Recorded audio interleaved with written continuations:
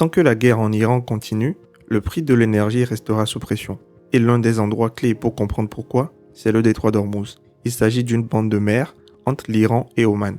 À certains endroits, quelques dizaines de kilomètres seulement séparent les deux rives. Pourtant, depuis des décennies, cette zone est l'un des points les plus sensibles de l'économie mondiale.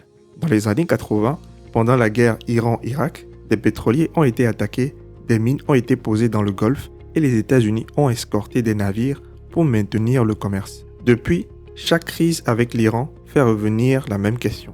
Que se passerait-il si Hormuz devenait impraticable? Et aujourd'hui, cette question n'est plus théorique. Au moment où j'enregistre, Washington affirme que le détroit est ouvert. Téhéran soutient au contraire qu'il reste fermé tant que certaines conditions ne sont pas respectées. Mais derrière cette bataille de déclaration, le trafic reste très fortement réduit. Alors pourquoi ce détroit est-il aussi stratégique? Est-ce qu'il est vraiment fermé? Et pourquoi les pays du Golfe ne peuvent-ils pas simplement le contourner? Bienvenue sur Minuit d'Info. Ici on prend quelques minutes pour comprendre ce qui se cache derrière les grandes actualités. Et si vous aimez aussi les formats courts, vous pouvez retrouver nos actus sur notre compte TikTok. Première question, pourquoi ce détroit compte-t-il autant? Regardez cette carte. Le Golfe Persique est presque une mer fermée. Pour rejoindre l'océan Indien, les navires doivent passer par cette ouverture entre l'Iran au nord et Oman au sud. Or, autour du Golfe se trouvent plusieurs des plus grands producteurs et exportateurs de pétrole et de gaz au monde. Résultat, une énorme quantité d'énergie se retrouve concentrée dans un seul passage. Selon l'Agence américaine d'information sur l'énergie, environ 20,9 millions de barils de pétrole et de produits pétroliers transitaient chaque jour par Hormuz au premier semestre 2025. C'est l'équivalent d'environ 1/5 de la consommation mondiale de produits pétroliers. Ce détroit est aussi essentiel pour le gaz naturel liquéfié, notamment celui du Qatar.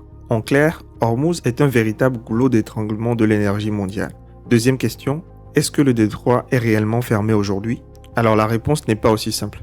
Donald Trump affirme que le passage est ouvert et sécurisé. L'Iran dit au contraire qu'il restera fermé tant que les États-Unis ne respecteront pas ces conditions. Mais dans la pratique, ouvert ou fermé ne suffit pas à décrire la situation. Des navires continuent de passer, mais très peu.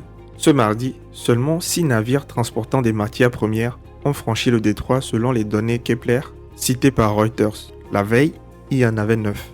Le problème, c'est que le détroit n'a pas besoin d'être physiquement bloqué pour devenir presque inutilisable. S'il existe un risque de mine, de missiles ou d'attaque, les armateurs peuvent éviter la zone.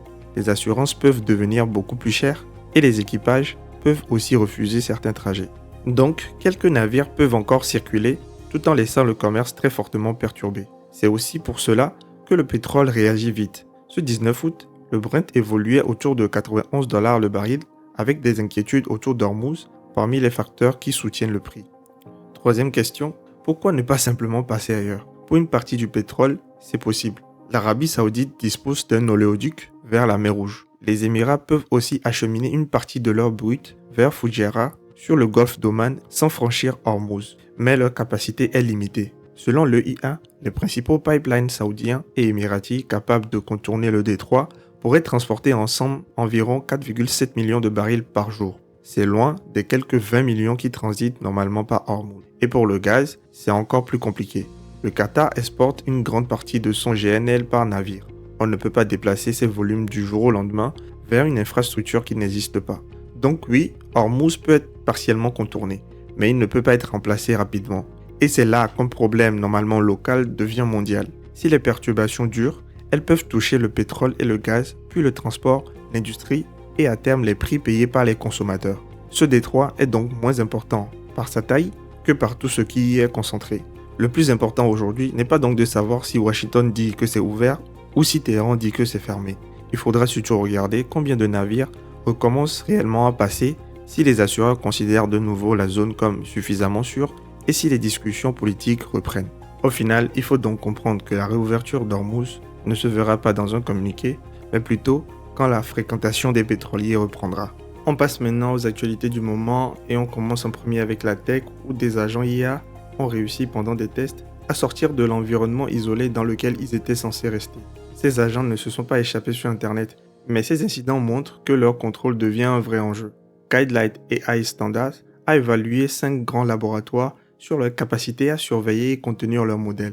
OpenAI et Anthropic obtiennent les meilleures notes avec un C+, Google reçoit D+, XAI D-, et Meta un F. Ces notes ne signifient pas que leurs IA sont dangereuses. Elles indiquent que les dispositifs de contrôle restent incomplets. OpenAI travaille notamment sur une autre piste, surveiller la chaîne de pensée des modèles pour détecter un comportement suspect. Mais cette méthode a aussi ses limites et pourrait devenir moins fiable avec des modèles plus avancés. Plus les agents deviennent autonomes, plus une question devient essentielle. Leurs créateurs peuvent-ils vraiment les arrêter? Deuxième actualité, cette fois-ci dans la santé, un vaccin personnalisé à ARN messager vient de réussir un grand essai de phase 3 contre le mélanome. Mais il faut préciser qu'il ne s'agit pas d'un vaccin destiné à empêcher une personne bien portante de développer un cancer. Moderna et Merck l'ont testé chez 1137 patients dont la tumeur avait déjà été retirée. Chaque vaccin est fabriqué à partir de mutations propres à la tumeur du patient, puis associé à l'immunothérapie Keytruda pour aider le système immunitaire à reconnaître les cellules cancéreuses restantes. D'après les recherches de ces entreprises, cette combinaison a réduit significativement les récidives et la propagation de la maladie par rapport au Keytruda seul. Mais ce traitement reste bien sûr expérimental. Les données détaillées de l'essai n'ont pas encore été publiées et son effet sur la survie globale n'est pas encore connu.